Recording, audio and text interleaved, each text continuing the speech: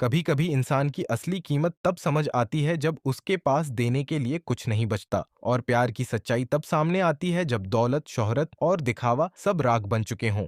मेरी पत्नी clear white, एक वक्त में वो सिर्फ एक नाम नहीं थी, वो एक साम्राज्य थी। एक ऐसी सीईओ जिसके एक फैसले पर करोड़ों की दुनिया हिल जाती थी। लेकिन आज उसका साम्राज्य ढह चुका है। लोग कहते हैं वो बर्बाद हो गई है, और लोग ये भी मानते हैं कि मैं उसका पति बस उसके पैसों के लिए उसके साथ था। उनकी नजरों में मैं वही आदमी हूँ जो उसकी दौलत पर पलता रहा, उसके पैसों से आलीशान खाना खाता रहा, आराम की जिंदगी जीता रहा, और अब जैसे ही उसकी दौलत खत्म हुई मैं उसे छोड़कर भाग जाऊंगा। लेकिन सच अक्सर उतना आसान नहीं होता जितना लोग समझते हैं। सच ये है कि मैं यहाँ से जाना नहीं चाहता, मैं यहीं रुकना चाहता हूँ। मैं अपनी पत्नी को फिर से खड़ा होते देखना चाहता हूँ, क्योंकि अगर क्लेयर दोबारा अपनी ऊंचाइयों तक पहुंची तो उसकी उंगलियों से गिरा हुआ एक छोटा सा सिक्का भी मेरी पूरी जिंदगी बदल सकता है। लेकिन किसे पता था कि जिस साम्राज्य को हम असली समझ बैठे थे उसकी नींव ही झूठ पर टिकी थी। जब मैं इस दुनिया में आया तब कहानी लगभग अपने आखिरी अध्याय में पहुंच चुकी थी। जिस शानदार, आत्मविश्वासी और प्रभावशाली महिला से मेरी शादी हुई थी वो इस कहानी की नायिका नहीं बल्कि उसकी विलेन थी, और नायिका उसे पहले ही हरा चुकी थी। मुझे आज भी वो आखिरी लाइन याद है। क्लेयर वाइट के पास अब सिर्फ दो चीजें बची हैं, एक उसका पति जो उस बेडरूम में पड़ा है, और दूसरा उसकी महंगी घड़ियों और कपड़ों का संग्रह। और क्लेयर वो भी जानती थी, वो जानती थी कि वो आदमी जिसने उससे कभी प्यार नहीं किया, जिसने उससे सिर्फ पैसे मांगे, बहुत जल्द उसकी घड़ियां, उसके कपड़े और उसकी बची खुची दुनिया समेटकर चला जाएगा। उसे बिल्कुल खाली हाथ छोड़कर मैंने अपनी कनपटियां दबाई। एक लंबी भारी सांस बाहर निकली। मेरे सामने एक नई हकीकत थी। मेरी पत्नी अब बर्बाद हो चुकी थी, लेकिन एक बात साफ थी, शादी के बाद से क्लेयर ने मेरे साथ हमेशा अच्छा व्यवहार किया था। और अब जब वो अपनी जिंदगी के सबसे अंधेरे मोड़ पर खड़ी थी, मैं उसका पैसा लेकर गायब नहीं हो सकता था। कम से कम मैं इतना तो कर ही सकता था कि उसके साथ तब तक रहूं जब तक वो दोबारा अपने पैरों पर खड़ी न हो जाए, या कम से कम अपनी जिंदगी को संभालने लायक कोई मजबूत आधार न बना ले। थोड़ी देर सोचने के बाद मैं उठ खड़ा हुआ, और फिर मैंने उस बिखरे हुए घर को देखना शुरू किया जिसे हम घर कहते थे। हर कोना, हर चीज जैसे उसकी टूटी हुई जिंदगी की कहानी कह रही थी। 3 घंटे, पूरे 3 घंटे लगे मुझे सब कुछ समेटने में। आखिरकार मैं उसकी सारी महंगी चीजों, घड़ियां, कपड़े, एक्सेसरीज, सब कुछ अपने कमरे के एक कोने में जमा करने में कामयाब हुआ। और वो ढेर सच कहूं तो काफी प्रभावशाली था। 100 से ज्यादा घड़ियां, 80 से ज्यादा आउटफिट।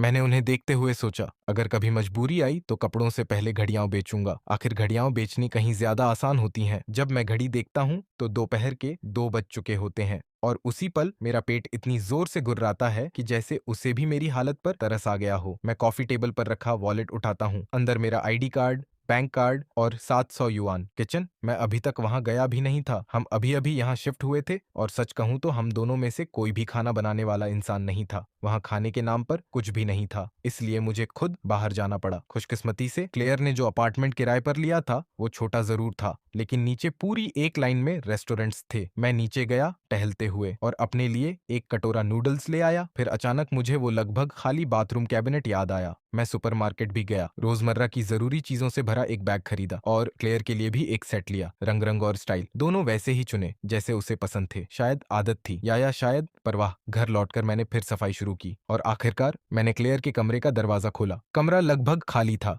एक बेड, कुछ जरूरी सामान, बुकशेल्फ और डेस्क पर रखी कुछ चीजें। बस मैं अनायास ही गहरी सांस भरता हूँ। जिस औरत ने हमेशा शाही जिंदगी जी हो, उसके लिए ऐसी सादगी, ऐसी तंगी सचमुच बहुत बड़ी बात थी। मैंने चारों तरफ देखा और चुपचाप काम में लग गया। समय यूं ही बीतता गया जब तक पूरा घर आखिरकार व्यवस्थित हुआ। रात के 10 बज चुके थे। मैंने नहाया, कॉफी टेबल पर कुछ लेट नाइट स्नैक्स रखे और खाने बैठ गया। मैंने जैसे ही पैकेट खोला और पहला निवाला मुंह तक ले जाने वाला था, तभी सामने का दरवाजा खुला। मैंने सिर उठाया और मेरी नजर एक जोड़ी आंखों से टकराई, इतनी साफ, इतनी शांत, जैसे पतझड़ की झील का स्थिर पानी। दरवाजे पर क्लेयर खड़ी थी, उसका चेहरा बिल्कुल निर्विकार, ठंडा, पढ़ पाना मुश्किल। उसने पहले मुझे देखा, फिर धीरे धीरे उसकी नजर पूरे कमरे पर घूमी, और एक पल के लिए उसके शांत चेहरे पर हल्की सी हैरानी उभरी। फिर उसकी नजर वापस मुझ पर आ टिकी। मैंने भी उसे गौर से देखा। वो बेहद खूबसूरत थी। लेखक ने उसके बारे में जितनी भी तारीफ लिखी थी उस पल सब कम लग रही थी। उसकी पैनी निगाहों के नीचे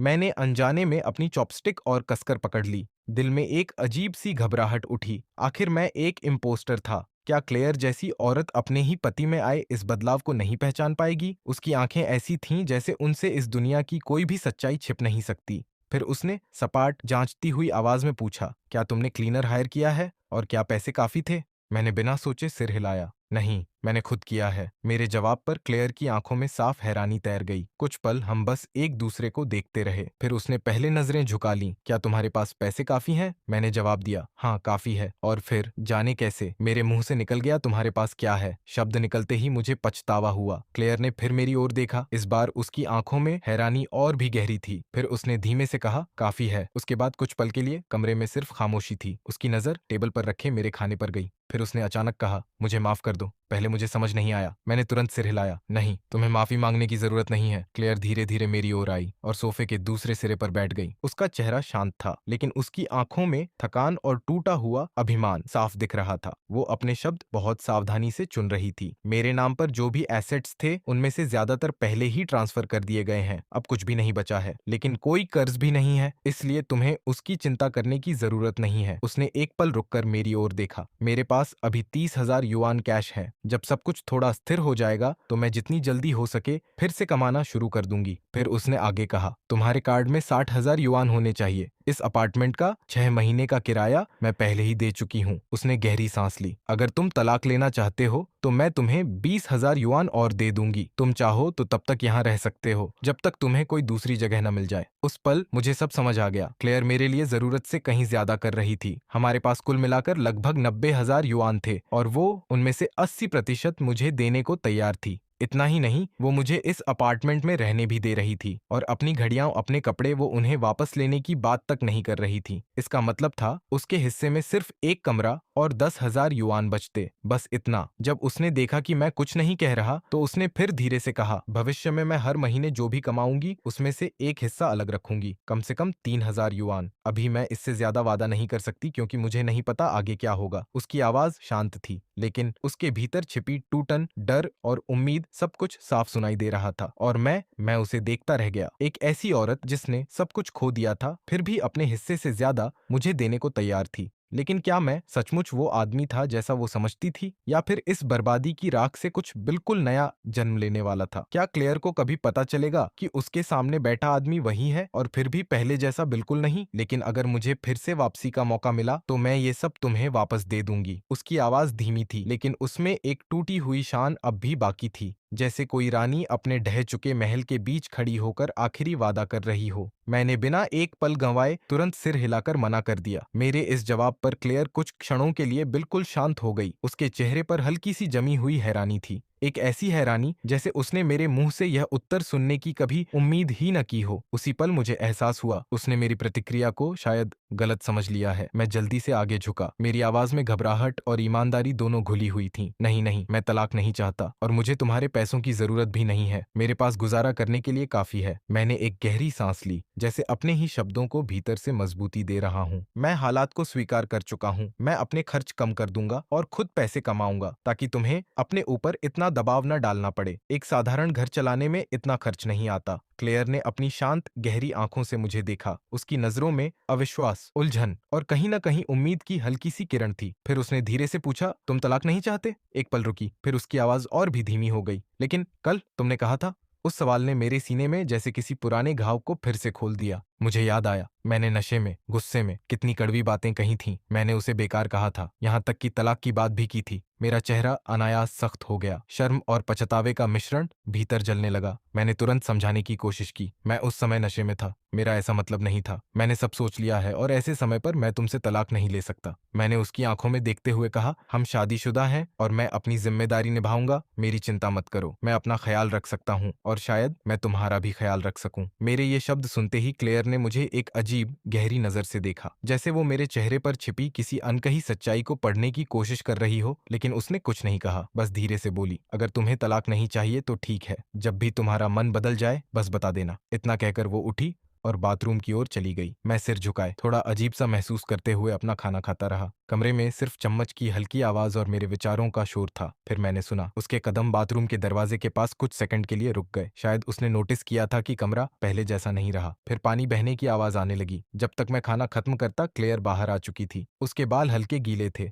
चेहरा ताजा, लेकिन थकान अब भी साफ झलक रही थी। वो बस धीरे से बोली, धन्यवाद। और फिर एक हल्की थकी हुई मुस्कान के साथ, थोड़ा आराम कर लो। मैंने अपने बालों में हाथ फेरा। सच कहूं तो उस पल मुझे ऐसा लग रहा था जैसे मैं कोई सपना जी रहा हूं। मैंने अपने बिखरे हुए विचारों को एक बार फिर समेटा और फिर बाथरूम की ओर बढ़ गया। अपने कमरे में लौटकर मैंने लैपटॉप खोला। स्क्रीन की नीली रोशनी मेरे चेहरे पर पड़ रही थी, जबकि मेरे मन में एक नई योजना आकार ले रही थी। मैंने एक रीसेल प्लेटफॉर्म पर अपना पर्सनल शॉप सेट किया। यह सिर्फ एक ऑनलाइन स्टोर नहीं था, यह हमारी नई शुरुआत की पहली ईंट थी। सब कुछ सेट करने के बाद मैंने लैपटॉप बंद किया और आखिरकार सो गया। अगली सुबह मैं अपनी पुरानी आदत के अनुसार ठीक 6:30 बजे उठ गया। घर अब पहले जैसा बिखरा हुआ नहीं था और शायद मेरा मन भी नहीं। मैंने कल खरीदी हुई चीजें निकाली और दलिया बनाना शुरू किया। फिर नीचे जाकर स्टीम बन और फ्राइड स्टिक्स ले आया। जब मैं वापस लौटा तभी क्लेयर अपने कमरे से बाहर निकल रही थी। दरवाजा खुलने की आवाज सुनकर उसने सिर उठाया। उसकी नजर पहले मुझ पर पड़ी, फिर मेरे हाथों में पकड़े नाश्ते पर, और अगले ही पल उसने अनजाने में अपनी आंखें मल लीं, जैसे उसे यकीन ही ना हो रहा हो कि वो जो देख रही है वो सच है। मैंने मुस्कुराकर कहा, गुड मॉर्निंग, फिर सहजता से जोड़ा, मैं ब्रेकफास्ट ले आया हूँ और चूल्हे पर दलिया भी बन रहा है। मैंने उसकी ओर देखते हुए कहा, तुम जाकर हाथ मुंह धो लो, जब तक वापस आओगी खाना तैयार हो जाएगा। उसके जवाब का इंतजार किए बिना मैं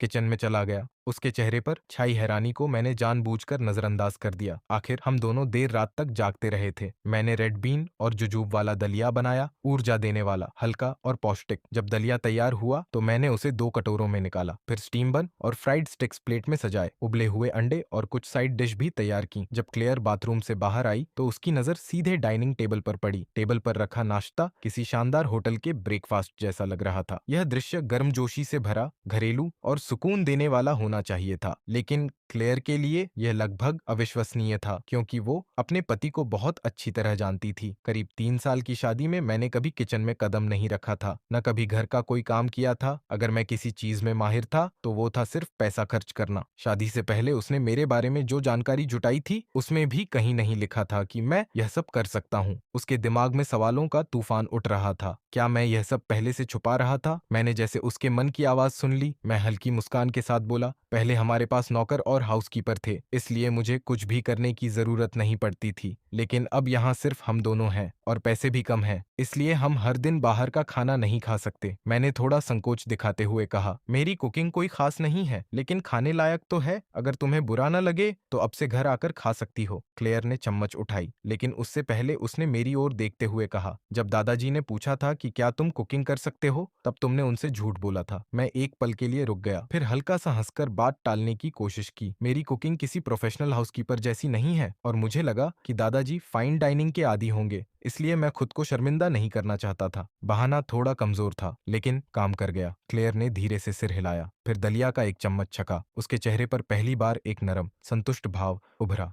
असल में ये काफी अच्छा है। मैं उसे खाते हुए देखता रहा और मुझे एहसास हुआ कि इस हालत में भी वो कितनी ग्रेसफुल लग रही थी। यहाँ तक कि एक साधारण नाश्ते को भी वो किसी शाही भोजन की तरह गरिमा से खा रही थी। और तभी मुझे समझ आया, जिस औरत ने हमेशा दुनिया का सबसे बेहतरीन खाना खाया हो, उसे स्ट्रीट स्टॉल का नाश्ता खिलाना भी अपने आप में एक बहुत बड़ी बात थी। नाश्ते के बाद क्लेयर बर्तन उठाकर किचन की ओर बढ़ी, लेकिन मैंने तुरंत उसे रोक दिया। इसकी चिंता मत करो, मैं साफ कर दूंगा। तुम्हें जो काम करना है वो करो। फिर मैंने जोड़ा, मुझे भी कुछ काम निपटाने हैं, शायद मैं शाम तक वापस ना आऊं। मैंने उसकी आंखों में देखते हुए कहा, मेरा इंतजार मत करना, और अगर किसी चीज की जरूरत हो तो मुझे कॉल कर लेना। क्लेयर के जाने के बाद मैंने आखिरकार राहत की एक लंबी सांस ली। मैं मन ही मन मुस्कुराया। अपनी सबसे बुरी हालत में भी वो किसी रॉयल इंसान की तरह ही रहती थी। उसकी मौजूदगी में एक ऐसा दबाव था जो कमरे से जाने के बाद भी पूरी तरह खत्म नहीं होता था। अगर मैंने जिंदगी में कुछ कठिन अनुभव न किए होते तो शायद मैं उस दबाव के सामने टूट जाता, लेकिन अब नहीं। आज मेरे पास बहुत काम था, सिर्फ घर के लिए सामान खरीदना ही नहीं,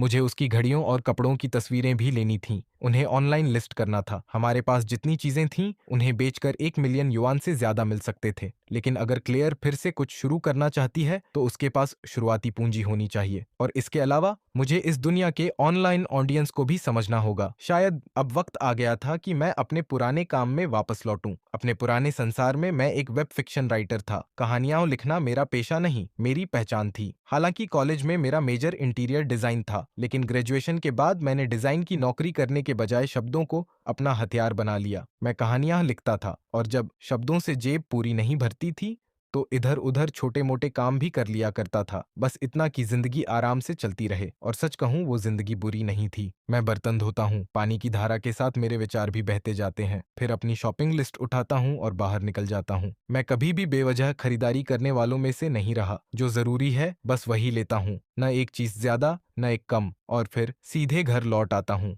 घर पहुंचते ही मैं क्लेयर की घड़ियों और कपड़ों की तस्वीरें लेना शुरू कर देता हूँ। हर क्लिक के साथ मुझे महसूस होता है जैसे मैं सिर्फ सामान की तस्वीरें नहीं ले रहा, बल्कि हमारी टूटी हुई दुनिया के बचे हुए टुकड़ों को सहेज रहा हूँ। शाम होते होते मैं अब भी उसी काम में लगा रहता हूँ। जब आखिरी घड़ी की तस्वीर भी पूरी हो जाती है, तब तक मेरा शरीर पूरी तरह जवाब दे चुका होता है। मैं सुबह के बचे हुए बन गर्म करता हूँ और उनमें से कुछ खा लेता हूँ, सादा खाना, लेकिन फिलहाल मेरे लिए वही पर्याप्त था। फिर मैं अपने कमरे में लौटता हूँ, लैपटॉप खोलता हूँ और वेब फिक्शन पढ़ना शुरू करता हूँ। आज मेरा शरीर थक चुका था, अब दिमाग को काम करने की बारी थी। 2 घंटे बाद मैं संतोष से ताली बजाता हूँ। मेरी आंखों में वही चमक लौट आई थी जो लंबे समय बाद किसी लेखक की आंखों में आती है जब उसे एक नई दुनिया में पुराना खजाना मिल जाए। मैं अपनी डेस्क पर रखा कॉफी का कप उठाता हूँ और एक ही घूंट में खत्म कर देता हूँ। तभी मुझे एहसास होता है इस दुनिया का वेब फिक्शन इंडस्ट्री मेरे पुराने संसार से काफी पीछे है। जो कहानियां मैं पहले लिख चुका हूँ उन्हें यहाँ और बेहतर